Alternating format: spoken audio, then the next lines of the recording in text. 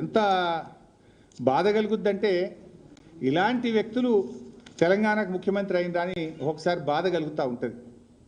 నాకైతే అర్థం కాదు, ఎన్ని రోజులు అబద్ధాలతో బతుకుతావు రేవంత్ రెడ్డి గారు? తెలంగాణకు పట్టిన అబద్ధాల వైరస్ ఈ రేవంత్ రెడ్డి. సరే, ఈ అబద్ధాలను ఎవడన్నా తట్టుకొని నిలబెట్టగలిగే శక్తి ఎవరికి ఉందంటే అదొక బీఆర్ఎస్కే ఉంది.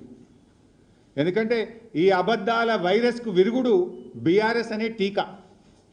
బీఆర్ఎస్ అనే టీకానే రేవంత్ రెడ్డి అబద్ధాలను చీల్చి చెండాడుతుంది, రేవంత్ రెడ్డిని ముద్దాయిగా నిలబెడుతుంది. తెలంగాణ హక్కులు కాపాడగలిగేది ఒక బీఆర్ఎస్ మాత్రమే.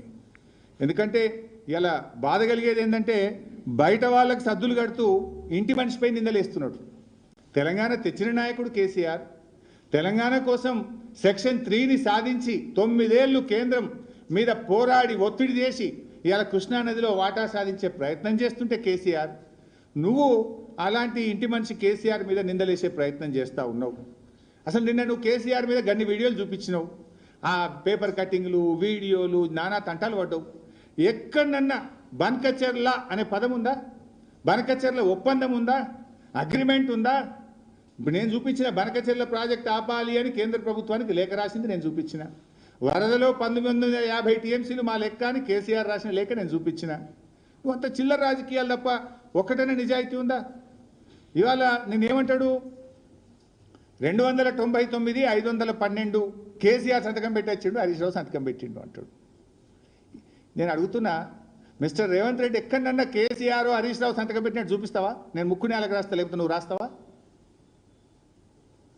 అసలు నిజాయితీగా మాట్లాడు, వాస్తవాలు మాట్లాడు. శాశ్వత ఒప్పందం చేసుకున్నారట. ఆయనే నిన్న ఇంకో మాట అంటాడు. అంటే ఇక్కడ కొంచెం మీరు కూడా దయచేసి కాన్సన్ట్రేట్ చేయండి. ఆయనే నిన్న ఒక మాట ఏమన్నాడు, గోదావరి నదిలో తెలంగాణకు మా కాంగ్రెస్ ప్రభుత్వం 968 టీఎంసీల నీళ్లు కేటాయించింది, 512 14 ఆంధ్రాకి ఇచ్చింది అని నిన్న మాట్లాడండి.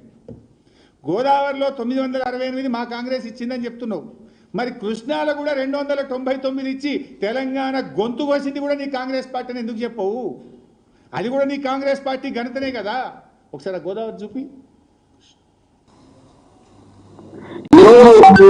గోదావరిలో నీటి లభ్యత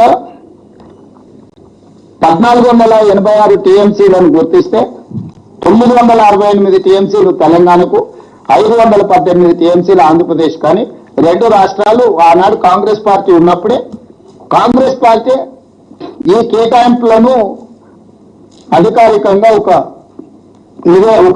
కేటాయింపులకు తీసుకొచ్చింది.